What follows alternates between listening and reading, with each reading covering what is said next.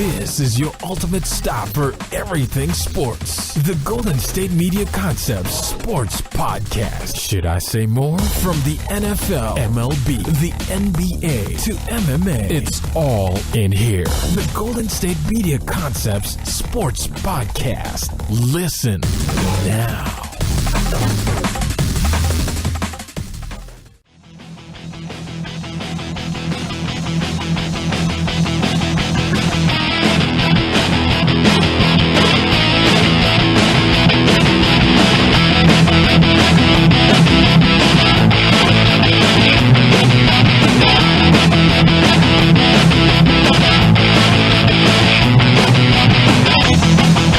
Welcome to the GSMC Sports Podcast. This episode is brought to you by AdamandEve.com. If you go to AdamandEve.com and type in the promo code SPORT, you'll get 50% off just about any item in the store. Hello, I'm your host, Jesse Tapia, and to start off the show, we're going to talk about Thursday night's NBA games. So starting off, I want to go over the Celtics and Bucks game. That game ended 96-89 with the Celtics beating the Bucks. It was a really good game throughout. Giannis was doing his thing, and Kyrie and Horford actually did pretty well too. It was probably Kyrie's best game of the season so far. And the Bucks were beating the Celtics up until like the end of the third, and then the Celtics went on a little run. And then once the fourth came, the Bucks were just trying to play catch up the whole time. But other than that, it was a really good game. Brad Stevens, he's really impressed me so far because he's had to face Embiid, Porzingis, and then Giannis twice. The first game that he faced Giannis, he erupted for 36 points, I believe it was. And then this game, it's actually kind of funny because you think that watching the game that he limited Giannis, but Giannis still dropped 28 points. And Embiid and Porzingis, the games before, didn't really do too well. I think they had less than 10 or around there. So Brad Stevens has done well to prepare this team in order to deal with these superstar players and whatnot. And Horford has done well too, playing defense. And yesterday I was watching the game and Giannis almost dunked on Aaron Baines. And I'm just thinking, man, what did Aaron Baines do to Giannis? Because in their first game of the season, or second game of the season against the Bucks, Giannis went up for an alley-oop and dunked all over Baines, and I'm just like, wow, poor guy. I mean, he's trying his hardest, but Giannis just must not like him, or he just likes dunking on him. But other than that, I mean, like I said, Giannis did well. I mean, he was like limited, but that's all you can do to the guy. I mean, he still dropped 28 and he did his thing. So like I was saying on the basketball podcast the other day, you can only limit him, and you're going to have to stop Brogdon and Middleton and all those other guys in order to beat the Bucks. But yeah, let's go over stats. So Kyrie Irving, like I said, he had his best game of the season so far, I think. He finished with 24 points and 7 assists. Him and that Horford connection was looking amazing yesterday. They were just in sync the whole time. And Horford, wow, what a game he had. I believe he finished with 4 threes, and he had 27 points and 9 rebounds. And he just he had his best game of the season too. And then Jason Tatum did well yesterday. And Marcus Smart, I think he finished with 8 points all in the fourth quarter. And that's the type of player Marcus Smart's going to be for you. He's not a scorer that's known. He can't shoot the three, and he could get to the rim a few times, but he's really not going to be that guy that's going to drop maybe 15 a game for you or whatnot. But he's going to make those hustle plays. And when it counts most, actually, this is weird about Marcus Smart. He can't shoot the three to save his life, but when it counts most in the fourth, he somehow finds a way to hit those threes. Like yesterday, he hit 2 threes in a row, I believe, and that put the Celtics up by 10. So yeah, it was a good game yesterday. The teams are going to battle a lot. I'd actually like to see them face off in the playoffs because I feel like this would be a really good 7-game series, and it probably would go 7 games. But like I said, we'll see. And another good game yesterday was the Kings versus Pelicans. It was Boogie's return, DeMarcus Cousins' return to the Sacramento for the first time since he was traded. And, well, he went off for 40 points, and I believe it was 23 rebounds. And he was the first to do that, I believe, out there, put those kind of numbers since Chris Webber in Sacramento. So that's a nice little fact out there. And the game, really, the Kings started out hot in the first quarter. I think they scored 40 points in the first, and they were up 20. And it looked like they were pretty much the dominant team in the first half, but they came out slow in the second, and that's what helped the Pelicans get back into the game. The Pelicans were really shooting the ball well, and DeMarcus Cousins simply couldn't be stopped.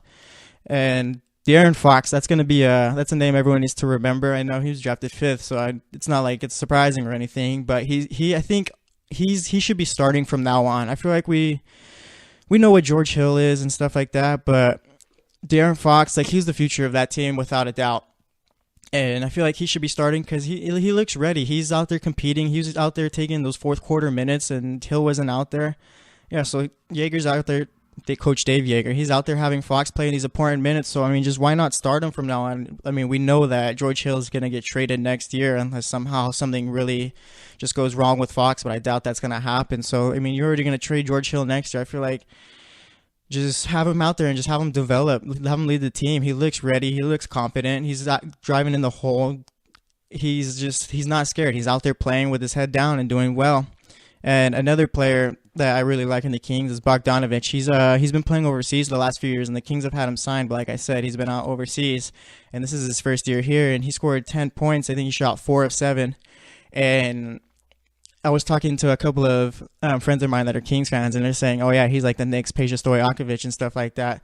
So I mean, they're really excited about him. So I guess we'll see about that. And as far as like the game goes and whatnot, the Kings did well because, the front office, when I'm talking about the little video they put out for him during the game, I mean, it was really wasn't sure. No one was sure if they were going to put out a little tribute video for DeMarcus because of how things ended. He really had like a weird time in Sacramento. He had 6 coaches in 6 years and whatnot, and people seem to put the blame on him. But I mean, you can't really succeed in that little environment when you're interchanging coaches all the time. I mean, they had Mike Malone, and that was one of his favorite coaches, DeMarcus Cousins' favorite coaches, and they fired him after that. And they had like no direction for him, and they really never put any talent around him. So I mean, I understand like he does pout a bit and whatnot, but he's one of the best Kings to ever play. So I feel like a tribute video was the right thing to do, and like I said, they did it, and it was a nice thing.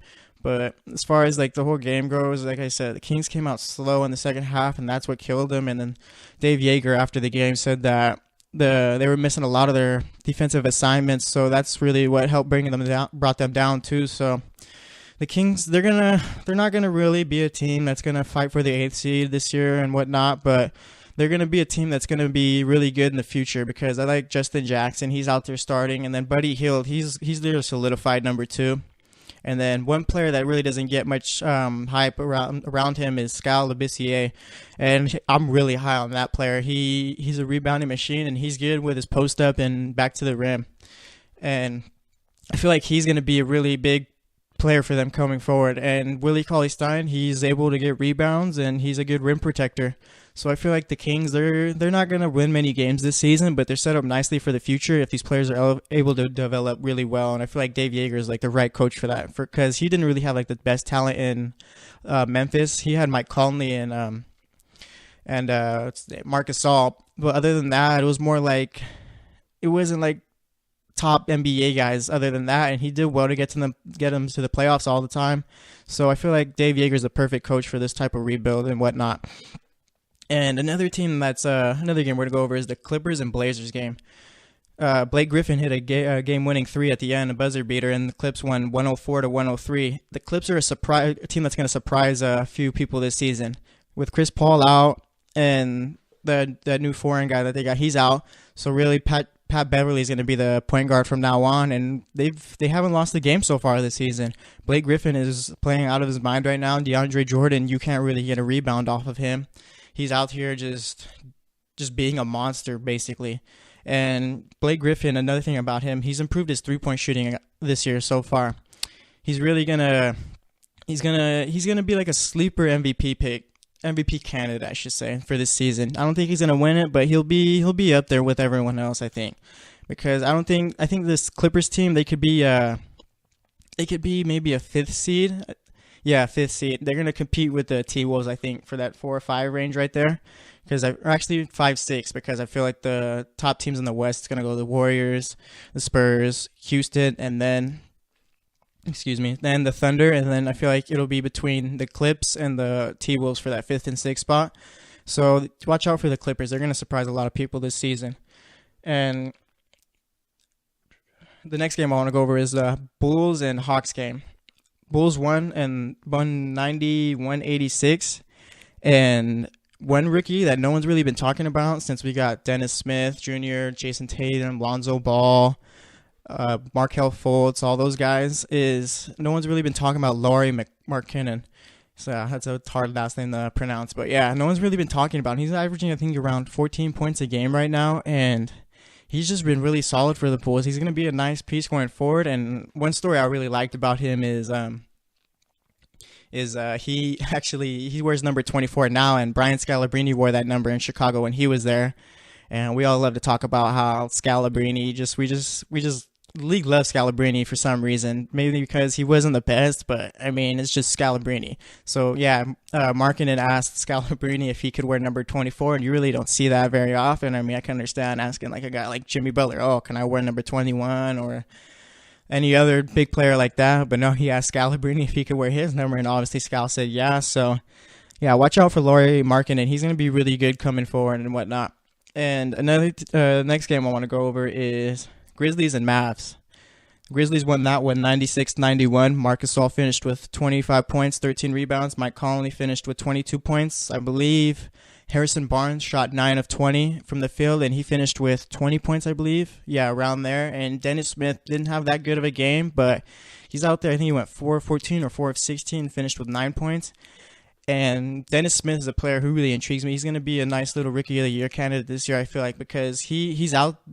Rick Carlisle just has him out there. He's throwing him out there just into the fire. Just do your thing. And Dennis Smith is not afraid. I'll tell you that. Yes, the other day they were playing the Warriors, and Dennis Smith was driving down the baseline, and he jumped up to go for a dunk and straight up against Draymond Green. And obviously, you're not really going to dunk on Draymond Green because he's one of the best defenders of the league. So he's either going to foul you or he's going to get that ball. And Dennis Smith ended up getting fouled. So this shows, or after that, Dennis Smith and Draymond Green shared some words after. So that shows that Dennis Smith, he's not scared of these guys out here, and he's gonna do well this season, I think, and he's gonna be a nice point guard for the Mavericks going forward.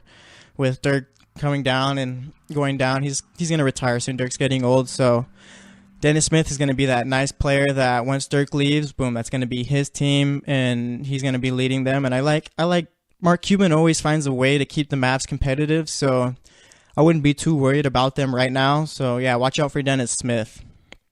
And I want to talk about the rookies for a little bit also, now that we covered all the Thursday games. I feel like the top rookies right now would be Jason Tatum, Ben Simmons. I know Ben Simmons, this is technically his second year since he got drafted, but like I said, last year he didn't play a game because he fractured his foot. So Ben Simmons, Jason Tatum, Lauri Markkanen, Dennis Smith Jr., Lonzo Ball. Let's see, is there anyone else I'm forgetting? I'm not going to mention Markelle Fultz because he's got that whole shoulder thing, so we're not really sure how that's going to be. He really shouldn't be playing as it is, so I really think the Sixers should shut him down. And, oh yeah, Josh Jackson.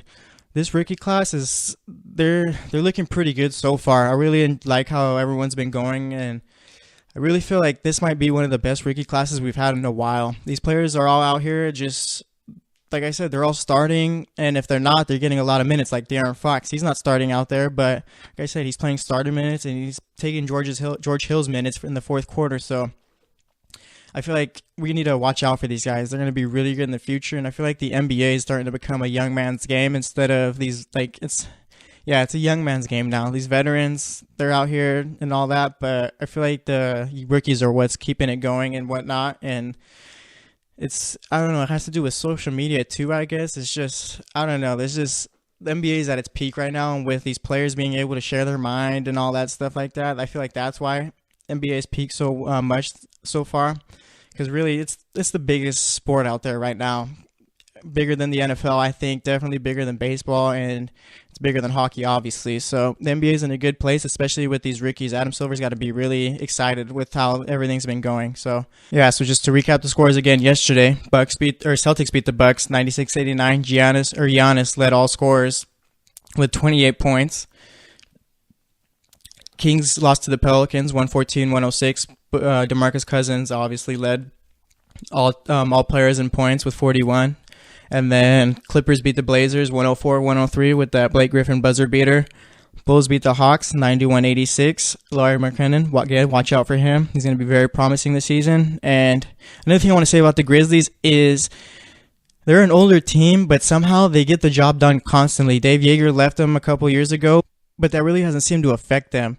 They're always going to be a team that's going to They always give the Warriors fits. They always give the Warriors fits, and they're just the Grizzlies are always going to be there. You don't have to worry about them. But I'm going to talk a little bit about the Wizards and Warriors game that's going on Friday night. I feel that the Warriors are going to pull this one out. I mean, you can never pick against the Warriors no matter who they're playing, but this game really intrigues me because John Wall didn't really play all that well against the Lakers the other day. I think it was Wednesday. Yeah, Wednesday. He was feeling he wasn't getting too much respect, so I was expecting him to come out and have a really good game against the Lakers, but he only had 18 points, and I think it was 9 assists. So I think he's going to bounce back Friday night, but yeah, the Warriors are going to pull this one out for sure. So that's going to wrap it up for this segment. Thanks for listening to the GSMC Sports Podcast, and we'll be right back. Hey, are you looking to spice things up in the bedroom? Have you been fantasizing about surprising your lover with an adventurous new toy or adult movie? Well, AdamandEve.com has an offer that you can't resist. If you go to AdamandEve.com and for a limited time only, you'll get 50% off just about any item. But that's not all they're offering. Oh no. When you select one item at 50% off, you're also going to get free 3 adult DVDs, for that little inspiration. Plus a free extra gift so sensual I can't even mention it on this podcast. And to top it all off, they're going to throw in free shipping. We all know how we love that free shipping. And no, they're not kidding about any of this. So check out AdamandEve.com today for the special offer. You're going to get 50% off one item when you type in the promo code SPORT. That's SPORT for the offer code upon checkout. When you do that, you'll get 3 free DVDs, a free extra gift, and that free shipping. Just use the offer code SPORT, SPORT, at AdamandEve.com. Again, that's SPORT, SPORT, at AdamandEve.com.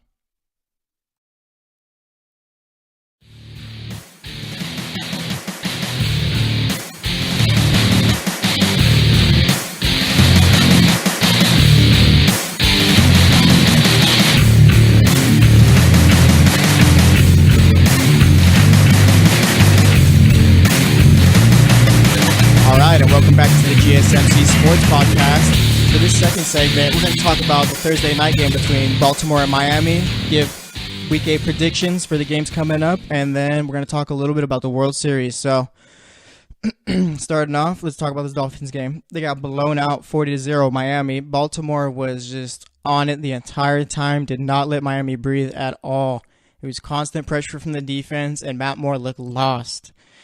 Joe Flacco actually came out. I think it was right before the second quarter ended, maybe a few minutes before. He was going for a first down, running for a first down, and he slid. And Kiko Alonso, there was debate on whether or not he should have been ejected for it or whatnot. But yeah, Flacco slid, and Alonso launched his shoulder into Flacco's head, and that was it for Flacco. His helmet popped off, and you knew he was out of it instantly. He's already asking for the trainers to come out. He just had his fingers up. He was just done. So Ryan Mallett comes in. They get down to that Alonso hit gave him unnecessary roughness penalty. So they were down at the 5, and Collins runs it down to the 1, and then Mallett throws a 1-yard touchdown to Ben Watson, and that put him up. I think it was 20-0. Yeah, 20-0. And then after that, it was just you were thinking, maybe Miami's going to be able to get back into this game since Mallett's in, because in the second half, Baltimore really did not use Mallett at all. They were running. But Miami's offense could not get anything going. It was really a great game from that Ravens defense. It was incredible. They just constant pressure, and just Matt Moore was flustered the entire time. I think he threw a pick to C.J. Mosley, and Mosley returned that back for a touchdown, and then Baltimore's defense scored another touchdown after that. So, let's talk about the game more in depth. Moore had 176 yards, 2 interceptions. The offense, as far as Miami goes, is run down the middle, screen, underneath route when it's 3rd and 10. It's just the same thing. Even Adam Gase was saying after the game, you know what? I simplified the offense so much to where the defense can decipher it. So that's not a good thing at all. It's like a high school offense basically that they're running. Again, Flacco left the game in the second with a concussion, it looked like. Mallett came in, didn't do much. Alex Collins was really the story of the Ravens offense. He had 18 carries for 113 yards. And it's just I don't understand what it is when it comes to Baltimore. I don't know if it's like just Baltimore just intimidates them, or honestly I think that is the reason. Baltimore is just they're hit you in the mouth type of team. They're gonna intimidate you, and Miami just looks scared of them every time they play. Like last year, Miami was doing well, riding high and stuff like that, and then boom, you go to Baltimore, blowout, 38-6. And again, Miami hasn't won in Baltimore since 1997. And Dan Marino was a quarterback then. And you know what? Dan Marino's not coming back to save them. So they got to figure out these Baltimore woes soon. Because they got the Raiders coming up next week, and Derek Carr, he looks like he's back alive. So I mean, they're gonna have to figure it out if they're serious about making the playoffs. So other than that, yeah, it was just a brutal game for Miami. Baltimore just didn't take their foot off the pedal once. And that was just a great game by them. But let's talk about these Week 8 games coming up. Vikings at Browns. Why do we keep giving London these bad games? It's not a knock on the Vikings. It's a knock on the Browns. Why do we keep doing this to them? They're good people. They show up to the games, fill the stands. But you know what? Yeah, let's keep sending them the Browns and all these bad teams. But yeah, the Vikings are obviously favored in this one, and I'm going to go Vikings. They could throw Keenum or Bradford out there. It doesn't matter. They're going to win this game. And the defense has been playing well, and I don't see any way the Browns win with Hugh Jackson switching his quarterback every other half. It looks like. I think Kaiser might start this week, but you know what? If he's not playing well, you're going to see Kessler or Hogan out there. So, yeah, I like the Vikings in that one. The Raiders are playing in Buffalo this week, and that's a game that really intrigues me because the Raiders, they started off really slow. Amari Cooper wasn't doing much, but now he broke out for that 201-yard game with 2 TDs against the Chiefs. So, in this game, Buffalo is favored, but I'm going to go with the Raiders. I think the Raiders are finally going to show us what we were expecting all season from them because we were expecting them to be Super Bowl contenders. I think a lot of people were expecting it to be the Patriots and the Raiders in the AFC Championship. Obviously, the Patriots haven't looked as dominant as they have before, but yeah, as far as the Raiders go, I think they're going to pull this one out. It's going to be a good game because Buffalo is a tough place to play, and that defense is good this season, but I think Derek Carr and that offense is going to do enough for them to pull it out. Colts at Bengals, this is a weird game to me because Cincy is favored by 10 points, but I don't think the Colts, they're not a good team, but I think it'll be a lot closer. I think I'm gonna go Bengals in this game still, but it's not gonna be as far as everyone else is thinking it. It's gonna be a close game. Andy Dalton really hasn't looked all that good, and actually the Bengals haven't looked all that good. They need to get the ball to AJ Green more and just force feed him from now on. That's your guy. Get him the ball. Maybe they haven't been able to run the ball that well either this season, but the offensive line is one of the worst in the league. But that kind of cancels out because Indianapolis has one of the worst D-lines in the league. So maybe Joe Mixon can get going this Sunday. The Chargers are going to Foxborough to play the Patriots. Patriots are favored by 7 in that game. And I like the Patriots in this game. Tom Brady, it's Tom Brady. He's going to figure it out. He's going to win. Actually, the Chargers also, though, they're on a 3-game winning streak, I believe. So you can watch out for them, but I like the Patriots in this one. I guess it is the safe pick, but it's also the smartest pick, too. So I like the Patriots in that one. Bears at Saints. The Saints are favored by 9 in this one. I'm going to go Bears in this one. Trubisky, he hasn't really done much because, but yeah, he hasn't done much because I feel like the coach is, he's trying to ease him into it, and they've been feeding the ball to Jordan Howard. And the Saints defense, they had a good game against Detroit a while back. Well, I guess for the most part, they gave up, I think, around 35 points or a little bit more. I think Jordan Howard's going to have a big game here, and the Bears are going to shock a lot of people, and I think they'll be able to handle the Saints and beat them. Falcons at Jets. Falcons are favored in this game, but the Jets, this is going to be a weird game. It's going to come down to which Falcons team shows up.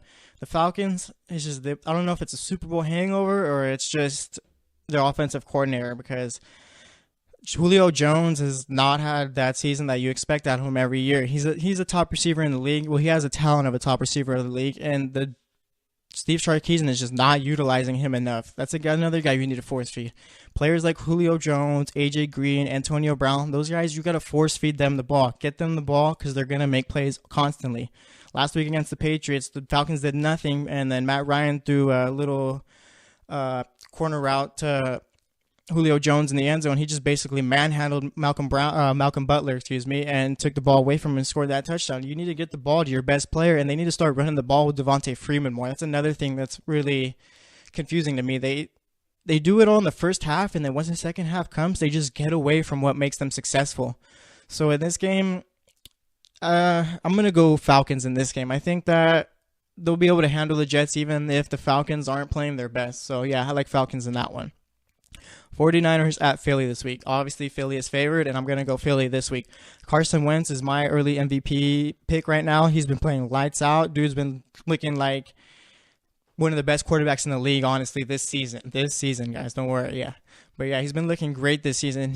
There was a play against Washington last week where the defensive line pretty much collapsed on him. He's like, oh, that's a sack. And then boom, he emerges out and then gets the first down. He's just been incredible this season with his deep ball, and he's just really accurate. And him and that Zach Ertz connection has been money this season. Zach Ertz is playing like one of the best tight ends in the league so far as far as stats go. And yeah, for the 49ers, as far as they go, they got a nice defense, which is going to keep them in most games, but their offense isn't good enough to help pull out those wins when they need it. So I like Philly in this one. 49ers are going to drop to 0-8 again. And Panthers Bucks the next game. Tampa's favored in this one, and I want to talk about Cam Newton for a little bit as far as his whole thing with the media. He doesn't get that the media is so hard on him because of how he's been playing. He hasn't played well since that season they went to the Super Bowl, so you can't really get frustrated at them for writing the truth. If you want to change it, then you need to play better. And the Bucks, their defense has been it hasn't been that good this season. It's just, I don't know what it is. It's just TJ Ward is unhappy because he's switching out in and out. So I think I'm gonna go Panthers in this one. Cam's gonna have one of those games where he's gonna have a good game. Then after that, he's gonna be, oh yeah, what now, media? So yeah, I like the Panthers in this one. Texans at Seahawks, that's gonna be a good one. Deshaun Watson has been on fire so far this season, but he's playing in Seattle, and you know what, Seattle, when they're playing at home, you always take Seattle, especially since Watson's a rookie. I feel like Richard Sherman and co, they're gonna give him a hard time. So I like Seattle in this one. And the next game, Cowboys at Redskins. I'm gonna go Redskins in this one. Cowboys are the team that's favored, and they should be, but I feel like Kirk Cousins and the Redskins are gonna need a bounce back game after that game against the Eagles. Plus they're playing at home, so I like the Skins in that one. And then Steelers at Lions. That's going to be a fun one. That's Sunday night. The Steelers defense has been lights out so far, and Matt Stafford, he loves to just gunsling that ball constantly. He's always throwing it and whatnot. And I feel like this one's going to come down to he's going to make a couple of mistakes in this game, and the Steelers are going to have a few interceptions. I think I'm going to go, Stafford 2 interceptions in that game, and I think Pittsburgh's going to pull it out. Martavius Bryant isn't playing this week, so expect a big game from Juju Smith-Schuster. And we all know Antonio Brown is going to do what he does. So, yeah, I like the Steelers in that one. And then Broncos at Chiefs. That's the Monday night game. And I like the Chiefs in this one a lot. Broncos, their offense, Trevor Siemian, he's just not playing well as they expected him to. And the defense just doesn't, I'm not sure if it's because they're on the field constantly, but the defense just doesn't have that little scared factor. Like, they don't intimidate you right now. The Chiefs have been on fire, even though they lost to the Raiders last week. So, yeah, I like the Chiefs in this one. Expect not a big game from Kareem Hunt, but he's going to get his, and then it's going to be a low-scoring game, actually. Yeah, I'm going to go low-scoring game. It's going to come down to the Broncos' offense, I think, not doing much, so the Chiefs' offense is going to do just enough for them to pull it out. So, again, I got the Vikings against the Browns. I got the Raiders against the Bills. I got the Bengals against the Colts. I got the Patriots against the Chargers. Bears against Saints. Falcons against Jets. Philly against the 49ers. Panthers against Bucks, and then Seahawks against Texans, the Redskins against the Cowboys, Steelers over the Lions, and then the Chiefs over the Broncos. So yeah, it's going to be a fun week, I think. But now I want to switch over and talk a little bit about the World Series. This has been probably one of the better World Series we've had in a while, and the World Series usually doesn't disappoint, but this one's been just spectacular. First game, Kershaw comes out, and it's a pitcher's duel between him and Keuchel. And that game came down to which pitcher was going to make the most mistakes. And Keuchel made 2 mistakes. Kershaw made 1. They both left the ball up. Both were taking yard. But like I said, Kershaw made that 1 mistake, and he was lights out for the rest of the game. He finished the game with 11 strikeouts. And Keuchel, he gave up those 3 runs, and that was that. And I want to talk a little bit, before I get into the second game, I want to talk a little bit about Yasiel Puig. That guy is good for baseball. He's exactly what they need right now. Baseball is in this weird little place where they're not sure if they want to stick to the old school or move into where they let the younger guys take over and have a little bit more fun. Personally, I think that they should let Puig and all those guys, they should let them show their personalities a little bit, because you see it in the NBA. The NBA is huge right now, probably the biggest it's ever been, and that's because players are able to show their personalities. That's what you need in sports. We want to watch humans, not robots. And with Yasiel Puig bat flipping and getting frustrated when he doesn't make a good play or whatnot, that's what I want to see. It's fun for baseball. It's good for baseball. You can't just keep it the same constantly. You gotta move and progress. And I feel like they should let guys like Yasiel Puig and all those other guys, they should let them show their personalities. But yeah, so as far as game 2 went, it was a great game. I think, towards the end is when you're like, wow, all right, you know what, the Astros are going to pull it out, and then boom, the Dodgers come back, Puig hits a homer, and the Dodgers tie it up, and then the excuse me, and then the 11th comes in, and then the Astros, they pull it away with those back-to-back homers, and it's nice to see Altuve finally get going, because he hasn't really been all that great so far in the World Series, but now that the series is going back to Houston, I expect them to wake their bats up a little bit more. I think, yeah, it's 1-1. I think Houston, you know what? I think the series is going to come back to LA 2-2. Dodgers are going to be able to pull one out with their pitching, and Houston's going to get one out just because of the home field advantage. Those Houston fans are great. They're always loud, and they always show up for their team. And hopefully this time, because both coaches in Game 2, they really put their teams in bad positions, leaving their closers in too long. You can't be doing too much when it's the World Series. You need to do what you know is going to work, okay? Bringing in Kenley Jansen in the 8th and have him try to get the 6-out save when he's only done that once in his career is not something you do. You need to throw in your setup man and then throw Jansen in the 9th. You can't be having guys doing things that they've never done before. And then AJ Hinch left Ken Giles in way too long, and that's why Dodgers tied up the game. So these managers need to really clean up what they're doing and just stick to what they know is going to work for them. So I think that was the first loss all season where the Dodgers were leading when it came to the 8th inning. Yeah, it was the first one they lost after leading after the 8th. So we'll see about that. And as far as these next 2 games go, like I said, I think Houston's going to pull one out just based off of the fans and all that momentum. And then the Dodgers are going to sneak one out, and it's going to come back, and we'll see after that. But like I said, I think I'm going to go in this series. I'm going to go Houston. They remind me a lot of the 2013 Sox team, and I feel like they got a lot to play for. And the Dodgers, I'm not knocking the Dodgers or anything that these are the 2 best teams in the league by far. The Dodgers are a great team, but I just feel like there's something about Houston where they're going to be able to pull it out. They're the little guy in this series, and baseball just seems to be that type of sport where the little guy always comes out on top. So we'll see. And that's where we're going to wrap up the show. Thanks again for listening to the GSMC Sports Podcast. I'm your host, Jesse Tapia, and we'll talk to you again later. You've been listening to the Golden State Media Concepts Sports Podcast, part of the Golden State Media Concepts Podcast Network. You can find this show and others like it at www.gsmcpodcast.com. Download our podcast on iTunes, Stitcher, SoundCloud, and Google Play. Just type in GSMC to find all the shows from the Golden State Media Concepts Podcast Network, from movies to music, from sports to entertainment, and even weird news. You can also follow us on Twitter and on Facebook. Thank you, and we hope you have enjoyed today's program.